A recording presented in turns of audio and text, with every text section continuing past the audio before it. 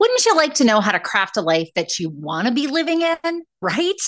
And that is what we're going to talk about today. Lori Saitz of zenrabbit.com has this answer for us and a three-step process.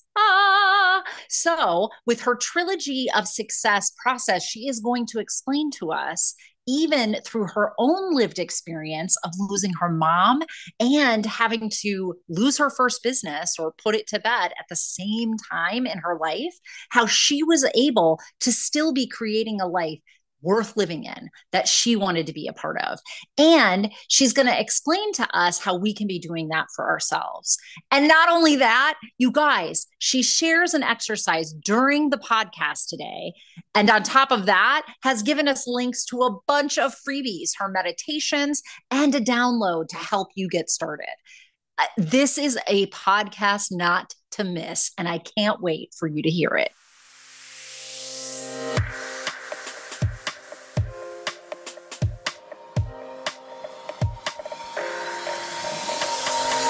Welcome.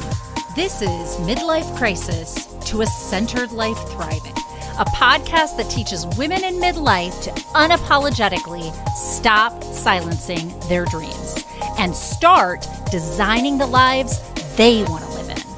I'm your host, Dr. Natalie, and as a clinical psychologist of the last 2 decades and a twice divorced single mother myself, I not only know how hard it can feel heading into midlife, I am living it right here with you. I have taken all the many failed attempts and lessons learned in my own life and combine it with my extensive clinical experience to give you the tools you need to make midlife the best time in your life. No joke. So let's get started.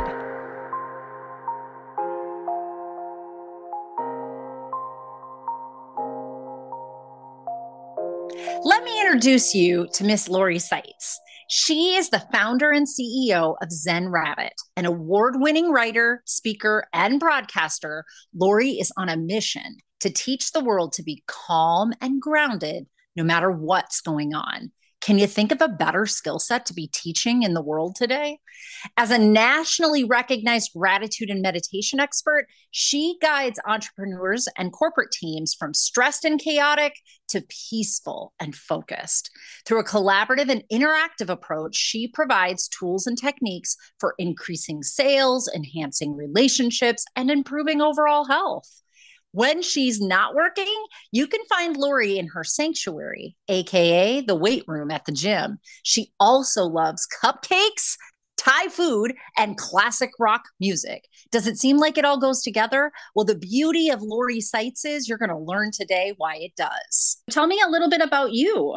Where to start? Background, most of my professional background is in marketing, corporate communications, and some broadcast. My first business in 2003 was making and marketing a product called the Gratitude Cookie, which was based on a family recipe that as a marketer, I made it. I didn't want to be the next Mrs. Fields. My goal was to create a product for businesses to say thank you to their clients and people who supported their success. So I did that through customized packaging, created a retail package, had dreams of seeing this on the shelves of Starbucks. That didn't happen.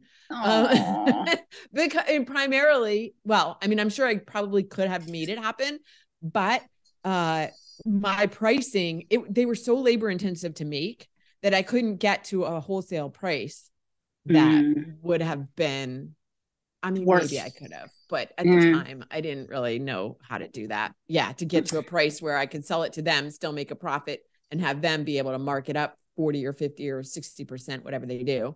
Sure. But amazing product. Ran that business for 11 years, shut it down when I couldn't scale it the way I would have liked. And and then started teaching networking strategies. Then pandemic, nobody was going to networking events. And so that changed. That's a major pivot. Yeah. I just keep pivoting. As many of us have had to do, right? Like this pandemic stuff has just been, it's been terrible. It's been wonderful in some ways because of its major pattern interruption. Like it made us all take a good look at our life and say, right. I don't know. Do I want to do something different here? Because now's the time. Now's the time to do that. Mm-hmm. Exactly. And that's how I came to the idea of what I've been working on lately, which is the whole Fuck Being Fine program, because people have had this time to evaluate and go, yeah, everything's fine, but that's not good enough. Yeah. Mm-hmm. Now I want more. Yeah. Well, so my first question always is, Lori, tell us your story. Just start there. Like, who's Lori? Give us an idea. My whole spiel is learn to love your story. And so I am helping empower women in midlife in particular, but women to really just take the whole of themselves and love it all up. Because that's where our power is. And that's how we can step into, in this midlife portion of our life, really step into designing a life of our dreams. So I always start by asking my guests, what's your story? Tell us a little bit about yourself. Oh, it's my story. Wow. I'm back when I was a kid, I was super shy. Like, there's the story on my website of the time, like all of my report cards said, Lori is very bright, but she needs to learn how to speak up in class, because I was never confident enough to believe that I had the right answer, even though I did, but I didn't want to embarrass myself by maybe I didn't have the right answer. Yeah. Yeah. That's interesting. So you started out shy because you're not doing anything shy right now. Doesn't seem. No. And that people don't they can't believe that that's who I was, but that's who I was for most of my childhood. And I remember the minute my parents drove away from dropping me off at college, and I started college as a broadcast major, and I went straight to the TV station and was like, hey, what's going on here? So this is divergent from when you were little. Well, and at the same time, though, actually a lot of broadcasters and professional speakers are very introverted. And I'm not a big fan of the terms introvert and extrovert, because there's so much baggage attached to them and misconception around what they really mean. But people like Howard Stern, you listen to him on the radio and you think he's not introverted at all, but he is very averse to hanging out with people outside of the studio. Yep. I like to give a little psychology lesson, because, I have to have all of this history and systems knowledge to have a doctorate, but what do you do with it? Literally nothing. But Myers-Briggs, which is what created that idea of introversion and extroversion, what people don't know is it was a woman and her daughter, turn of the 19th century, that created that survey. And it didn't have a lot of psychometrics that supported it. It just didn't. Good ideas, but didn't have a lot of psychometrics. Now, since then, we've fine-tuned it to have a little bit more psychometrics. It doesn't look anything like it did originally, but still, I think that's why it doesn't sit well for people. It was too, here's your boxes. Are you in this box or this box? And lots of us have aspects to ourselves that we do need some introverted energy repair and restore time to ourselves. But connection is literally a human wired need.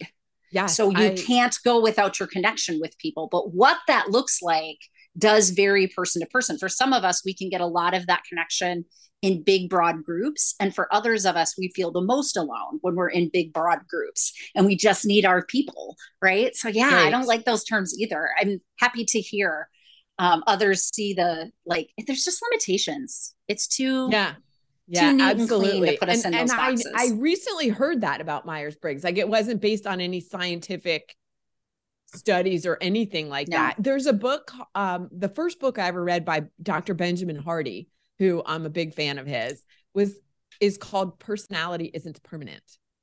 And he talks in there about how all of these tests try to put people in boxes, but they're not really accurate and you don't have to accept it. No. It's really, even when I was doing testing, I don't do testing anymore, although I still teach it to graduate students. But even when I was doing it, I would tell people, this is legit a snapshot. You know how you go to the doctor and you get your blood drawn or you pee in a cup and they come back and they say, today your CBC panel looked good. You know, today Right. your blood sugar is great, but when we compared it to your A1C, maybe not. So it's the same kind of principle. It's just what you're telling me today is kind of the constellation of things that are bothering you, not bothering you, and your personality is constructed to manage those things for yourself. But gosh, I could give it to you in 6 months and you might say something very different, or a different test in 6 months and you might say and show me something very, very different. So no, we're not married to that. We're not married to anything, which is why we're here, right? That's right. We can be anything or anybody we'd like to be. Exactly. Oh my goodness. Okay. So let me go to my next question. What inspired you to start helping women? So it's funny, when I started my podcast 2 years ago, I thought my audience was going to be women in mid 40s, 50s. I'm not a big fan of the term midlife either. I know. Like centered life. This is my new term I'm going for. Centered life. I like that. I thought that's who my audience was going to be. And that's who I had as guests. But I found out that people of other ages and genders were also listening. So I'm not 100% focused on just helping women, because I'm actually seeing a lot of the same issues with men in terms of feeling, where am I going now? I've gotten here. And first of all, how did the last 25 years go by so fast? Hold on.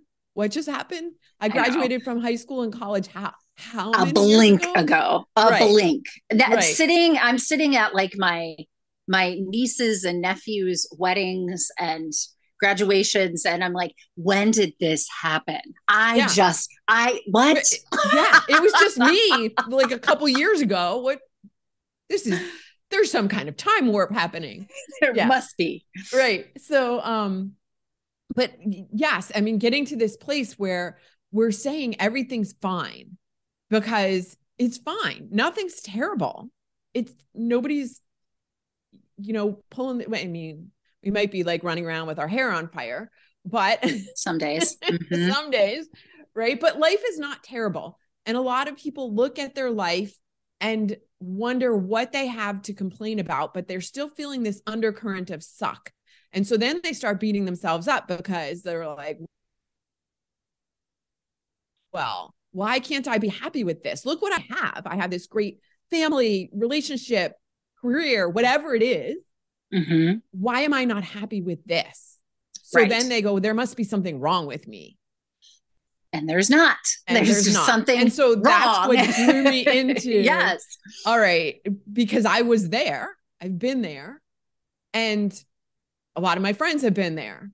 And now what can we do to move forward? How do we craft a path that is a life that we would like to lead? And this came about for me in 2014 when I was shutting down my first business because I couldn't scale it quite the way I would have liked. At the same time, my mom was diagnosed with an acute form of leukemia and passed away 6 weeks later. So now I'm mourning the death of my mom and my business at the same time. And I'm asking myself, okay, do I want to live the next 20 years the same way I lived the last 20? And again, the last 20 were not terrible. They were fine. Yeah. And what will I do differently moving forward? Mm-hmm. So I want you to answer the question that you asked. And I think you said, how can I craft, or how can we craft a life that we want to be living in? What's your answer to that? Because that is kind of the ultimate question, isn't it? Yeah, it is. It takes a couple of steps. The first one is being grateful for what you have and recognizing that you have things to be grateful for, no matter how little or how much you have or how bleak your life looks. There are things to be grateful for. So 1, finding the gratitude. 2, getting in touch with your inner voice, whatever you want to call inner voice, higher power, intuition, whatever that is, because that is where the answers are. Yeah. And so many people nowadays, I sound like I'm 100 years old, right? Nowadays. I'm so with you on this though. Like, seriously, we're so distracted that we don't give ourselves space to hear that inner voice. we're always connected somehow to electronics. We're hearing everybody else's voices outside of ours and not hearing our own. But when you get in touch with that inner voice, that's where your truth lies. What is true for you? What is your next step?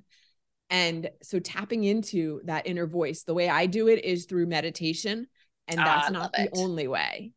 Oh, but that's such a good way. It's such a good way. It's scientifically such a good way that, I mean, obviously our Western science is catching up to what the Eastern science has been telling us for millennia, but absolutely meditation builds up the parts of our frontal lobe that have that capacity to just stay in that, executive functioning space. And even, when we're doing something that we've been doing every day forever and ever and say it's fine, it catches us and looks at the bigger picture and says, is it fine though? Like, grand scheme of things, maybe up until this point, yeah, fine. And now is there more that we want to do here? So I like that. I love that. Right. And then once you hear that, once you're open and able to hear that voice, you're going to hear things. This is why I think people don't want to hear it. You're going to hear things that maybe don't make sense to you. Like, what I'm supposed to do, that seems scary or crazy or whatever it is. So then the third thing you need is courage to follow the voice. And I'm not talking like crazy. So it's great, voices, like gratefulness, self-awareness. Is that what the second one was? I call it connection. Gratefulness, connection, and courage. I like that. Those are actually the 3 pillars of my program. I call it the Trilogy for Success. Got it. And I can totally see that. I think the gratefulness piece is a really great starting point, really. I talk a lot about compassionate self-awareness. And I would say that's like, when you have gratitude, you're creating that compassion for yourself and for others, right? Yes. And it helps you to bring that uniqueness to the self-awareness, because you're right. You're going to have some courage to step into stuff. And I think that one of the places we back down, even within our own internal limiting belief dialogue, is just in that first beginning part, like, well, I should have done this earlier. I should have known better. Or I put myself in this position. So, who am I now to step into something else? I'll opt out. I was interviewing somebody the other day, and they were speaking to this thing about, like, it was almost painful for them to put themselves in an idea of, I get to choose for me. Like, that's the place that they ended up after years and years of sacrificing for the family and for the kids and doing all the right things. Like, these are the women I've been interviewing. It's remarkable. Like, I mean, you guys carrying the weight of the world on your shoulders, and did all the right stuff by all accounts, but as did I, except that we're not feeling satisfied. But you're right. Then we kind of go to this thing of, did I do something wrong? If I don't feel satisfied, is it because of me versus is it because I'm, not stepping into making some courageous decisions for myself? I think it's a matter of stepping back and recognizing that everything is right. Whatever choice you made was the right one. There's a guy I follow on Instagram. His name is Peter Crone, and he's known as the Mind Architect. And he has this quote that I absolutely love. It's what happened and couldn't have happened any other way because it didn't. Yeah. That's you got to think about that for a second. But this is why it doesn't make any sense, or like, it's not worth it to beat yourself up for things that happened in the past. You can't go back and change them. Yeah. They happened that way for a reason. Whatever. Like, I know people get angry sometimes when you're like, everything happens for a reason. It doesn't. Well, it kind of does. Whether you want to accept that or not, the fact is you can't go back and change it. All you can do is accept, this is where I am today. Now what? That's right. And you will win or you will succeed. It just depends on which way you're thinking. Like, you're right. No matter what you think, if you think it's not going to work, it won't work. If you think it's going to work, it'll figure out a way to work. Like, that's totally true. Your mind will just follow what you tell it can do. It just doesn't know bounds. We've been taught all these boundaries. And so I think we get kind of stuck in that old limiting side of things. But really, our brain is just going to follow what we tell it to do. There will be barriers, but that's where the courage comes in, correct? Well, right? Right. And then there's a piece that I didn't mention, and that is the rewiring of your brain, because all of these things, like, you can be grateful, and gratitude will help rewire your brain, because it will help you see things. The more you are grateful for, the more you see things to be grateful for, the more things to be grateful for will show up in your life. It works the other way around as well. When you find lots of things to complain and criticize, more of those will show up in your life. That's why people who are like stuck in a rut will stay stuck in a rut, because all they see is the rut. Yeah. But when you start reaching out for finding gratitude, what you're doing from an energetic standpoint is raising your energetic vibration. Yeah. Yeah. And I think you're really insulating, which goes to my next question, but I think you are really insulating that negativity emotively really does suck us in. So it's sometimes hard to pattern interrupt when we're looking for the next wrong thing to be happening, because we're in that funk. Yes. And this practice of gratitude really is exercising kind of the counterbalance to that. So I really love that's how your program starts out. But my question is, what are some common challenges that you see women that you're working with, or men that you're working with, face?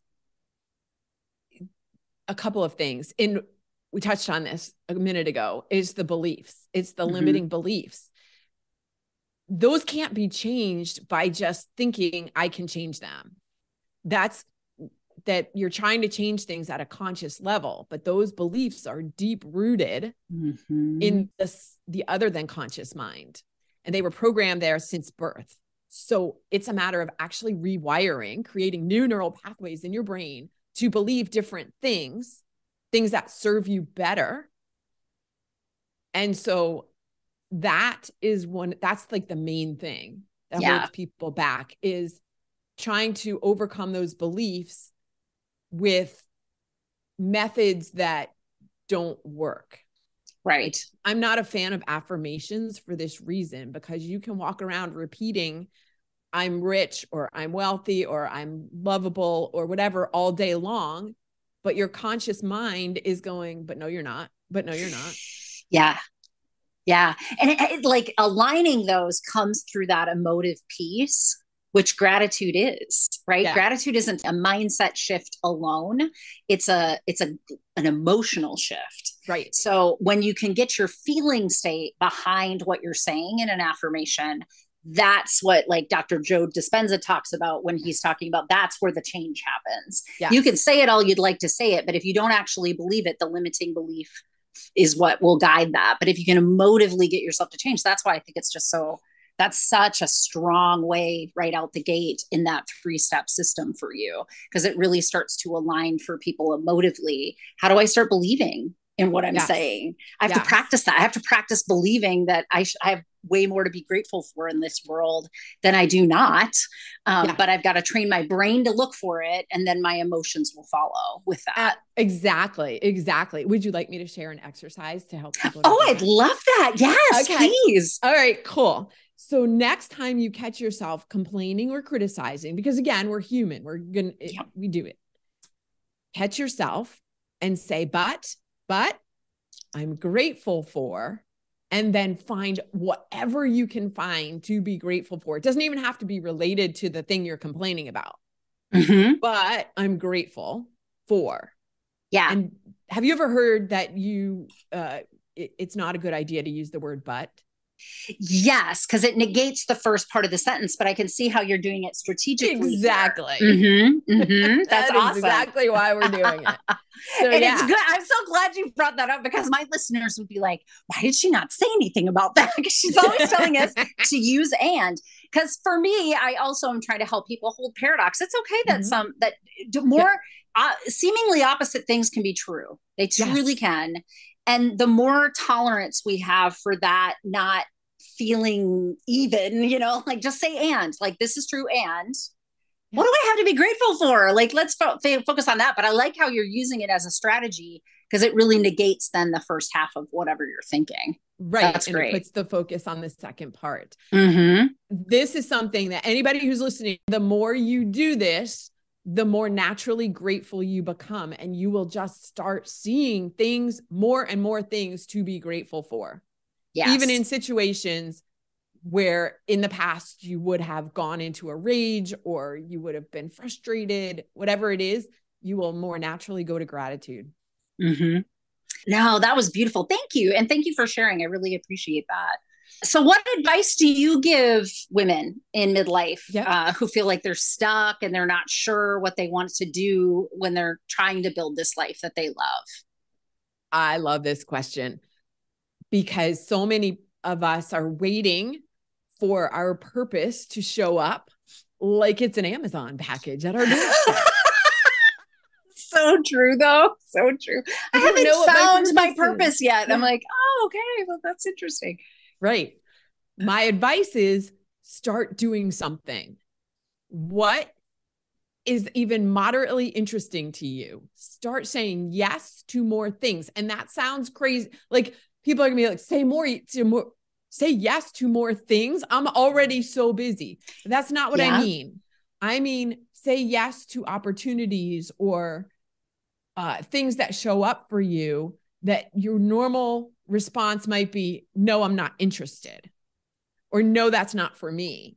Be open to new experiences. That's really what I'm saying. Okay. And take the opportunity when it shows up. For example, I met somebody through LinkedIn, actually reached out to her because she had badass in her title, in her description of who she was. And we had a Zoom call. It was fantastic. At the end of the call, she ended up telling me she was going to introduce me to a friend of hers who lives locally to me.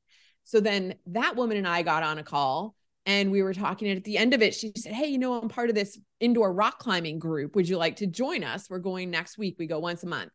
And I've never been indoor rock climbing before. And I said, yes.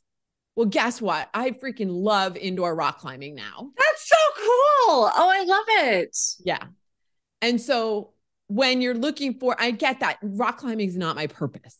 However, it led me to something that I would have never been introduced to before. And it brings me great joy because when you're on the wall, for one thing, meditation is one thing, but being on the wall, wondering how to reach the next, you are not thinking about anything else. There are no other thoughts in your head. And there's not a lot that can get you to that place. No, so I'm certain a very mindfulness practice in that way, because it would not be safe to be anything but mindful while rock climbing.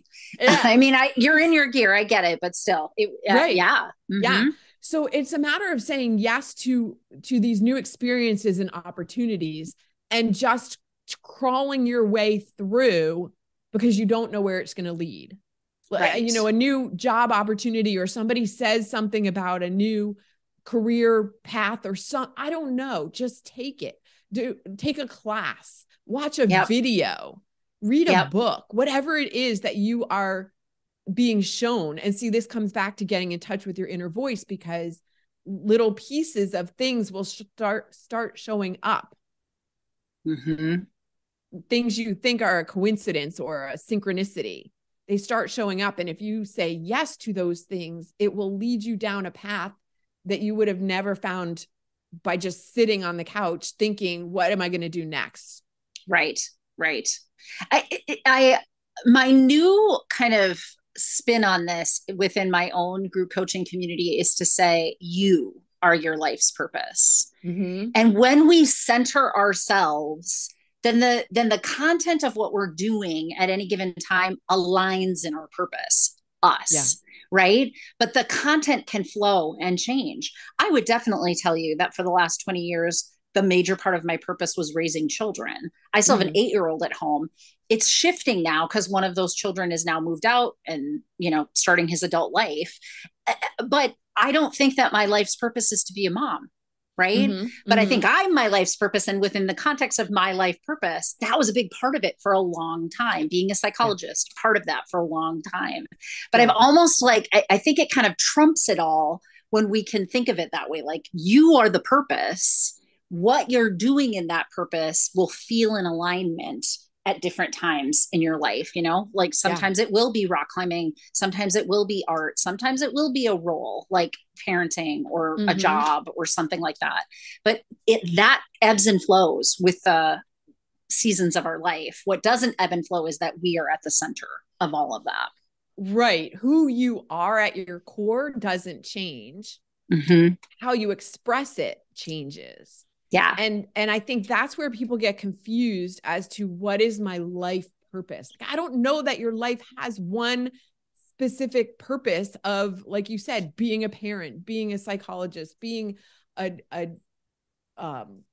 sailor, whatever it is. Those are things that you do and that make up who you are. Right. But when coming back to what is your purpose? To me, the purpose of life for everyone is to experience it. Life is an experiment. Life is an experiment. So there are no right and wrong, success and failure in the way that we traditionally define those things. Right. Everything is an experience. And if it doesn't turn out the way you expected it to, it's an experiment. Yeah. Yeah. And I can totally concur with that. That's just, like life is a gift in many ways, but I think that I was saying to you, I think before we started even recording today, that COVID's been tough for a lot of us, but one of its like inner gifts was it interrupted the pattern of how we were living life prior to this. And life, if it was feeling like a drag, was feeling like a chore, was feeling more like a responsibility that you could barely make yourself get out of bed for in the morning. It really gave us this gift of, is that where you want to continue to be? Because if you don't want to continue to be there, there's going to have to be a lot of shifting, but now is the time to take that opportunity.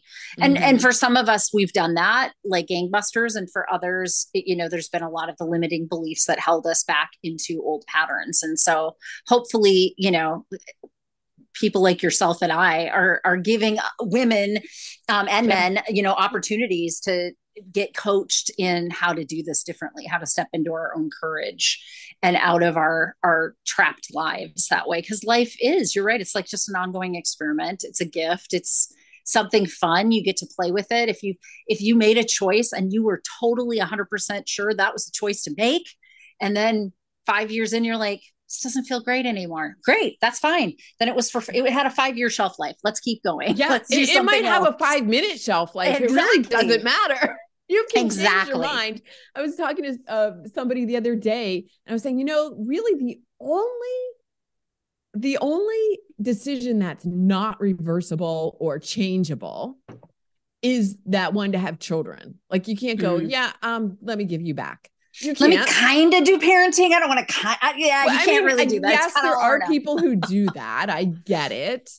But really, like you can't stuff them back in. Like they still exist. So there's that. And then that person I was talking to said, yeah, and murder. I'm like, okay, true. Murder cannot be reversed. Accurate. Everything else, any other choice or decision, you can change it. Yeah. It didn't work out the way you thought it would. Make a different choice. Do something else. Yeah. Pivot. Yeah. But I definitely just think, and again, I'm more centric to the women than just the general population, but there's some really strong gender norming for women around role, right? And so midlife is the pattern disruptor for us. And so it's a natural time for us to start to question that. Like, I think it's killer whales and human females are the only females that live past menopause. Really? Yes. Every other species, there's no more purpose for the grandmothers. Oh, wow. But our two species have lots of purpose for the grandmothers. I believe that for women in this time, this is when we're stepping into our power because we finally feel confident enough in who we are to say, hey, this is who I am. And that doesn't mean this is who I am, accept me, I'm not going to change. It means I feel comfortable in who I am now. Right.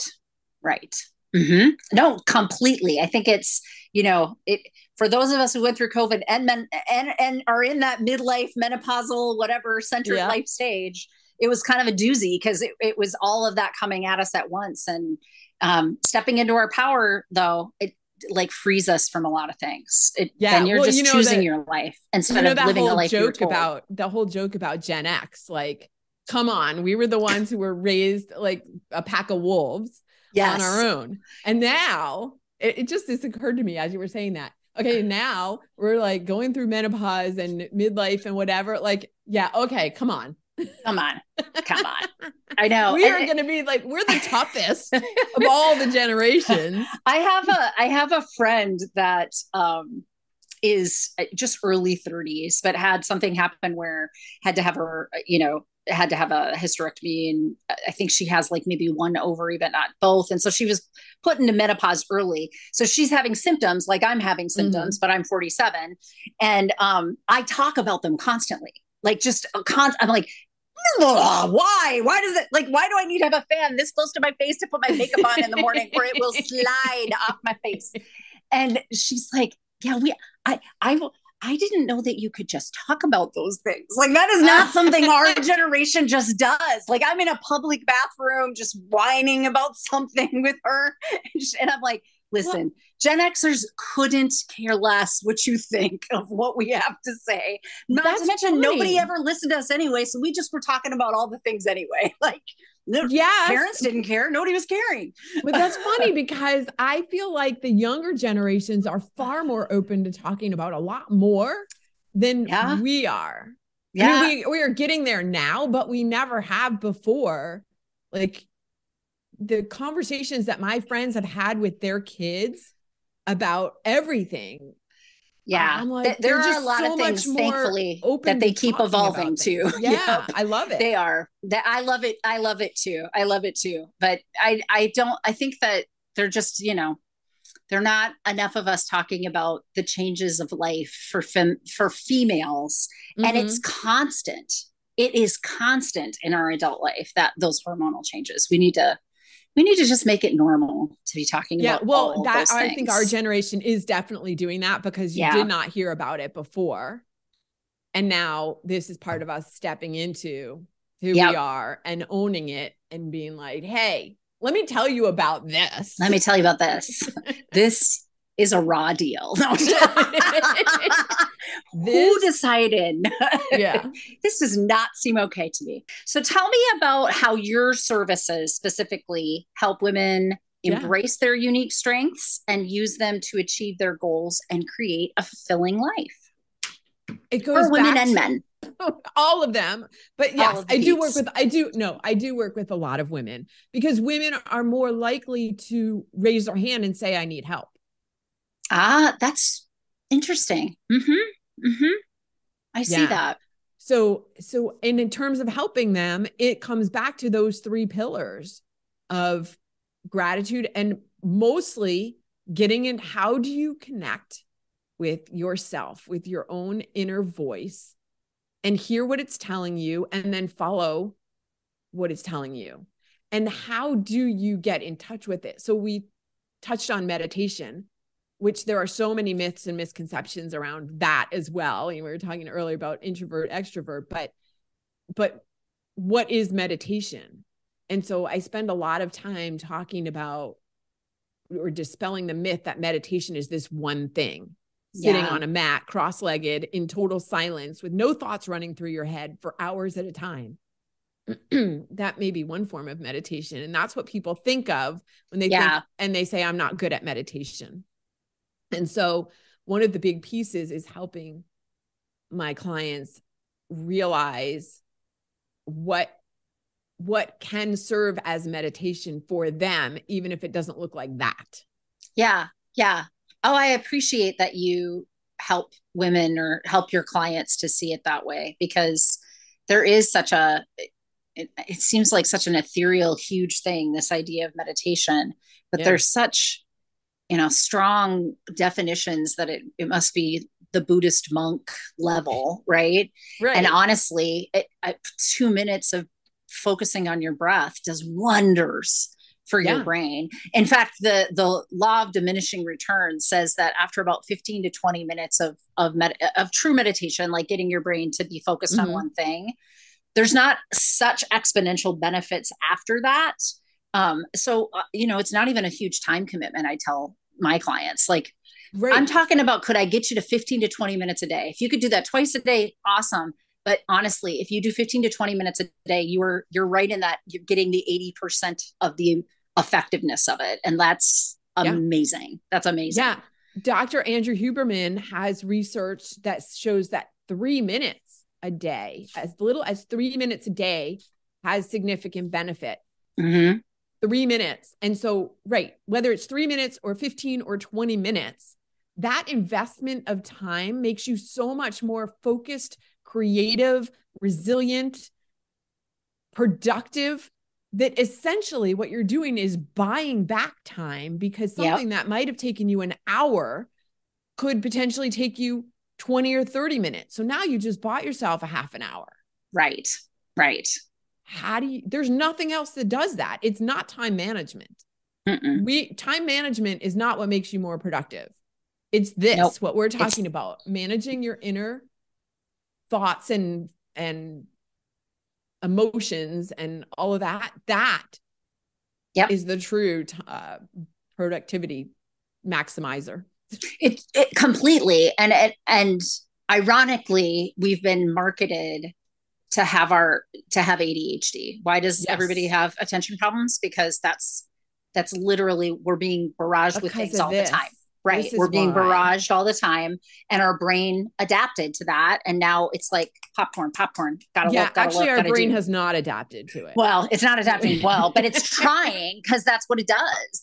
It's just okay, give me that stimulus, then that's what I'll try to do. And so we're trying to counterbalance that with the meditation, which actually then gives you way more control over this thing, which then makes everything better for you. Yeah. In fact, that refocusing, the part that people think makes them not good at meditation, because they can't focus, because the thoughts are carrying them away. Every time you have a thought and you see, oh, I'm getting carried away by a thought, and you refocus back to your breathing or the meditation teacher's voice, that actually makes you more focused outside of meditation. Yes. That is a key piece of meditation. And people think that that's what makes them not good at it. That's what maximizes the benefit of meditation. Exactly. It's like weight training. That's the strength. That's the rep, right? So my mind wanders, but I pull it back in is the rep. And so if you're going to strength train your brain, the more your brain wanders, you're just doing more reps than anybody else. That's right. Until you get it, to dial in and be able to just hold that space. But even the best of meditation people are still doing that. The brain has a default mode network that's supposed to be scanning your environment at all time. It's a survival strategy. So of course it's going to do that. You're just trying to build the reps around pulling it back in. Yeah, absolutely. This has been a great conversation. Thank you so much for joining us today. Let my listeners know how they're going to be able to find you. It's my pleasure to be here, and they can find me at my website, which is zenrabbit.com. That's the name of my company, Zen, Zen, rabbit like a bunny, zenrabbit.com. And of course, I'll have all those connections in the notes as well, so people can easily click on that and find you. Fantastic. Yeah. Thanks so much for having me. Yeah, not a problem. Is there anything I didn't ask or anything you'd like to be able to share with my listeners? The one thing I will mention is when you come to the website, you can download a PDF of the 5 easy ways to start living a sabbatical life. Ooh, I'm going to download that. I like this idea. Yes. Awesome. And you can also find some 10-minute meditations there as well. So good. What we're talking about, the meditation. Just what we're talking about. Simple, easy 10-minute meditations. I love it. I'm always looking for more resources to send people, because, everybody's got a different way they do their stuff. And some of my stuff just doesn't resonate for all of my listeners. So thank you. Thank you very much, Lori. Thanks for having me. Wasn't that amazing? I told you she's amazing. She gave us so many tools today. So I hope, and I promise you, you will not be disappointed by taking this information, going to our website, zenrabbit.com, downloading the things that she's given you as tools. This is a great example of where you can get started. These are tools right there available to you for free. So I hope that you enjoyed the podcast. I hope that you bookmark this podcast and come back to it because it was jam-packed with all kinds of goodies. And I hope this helps you on your journey to learning to love your story.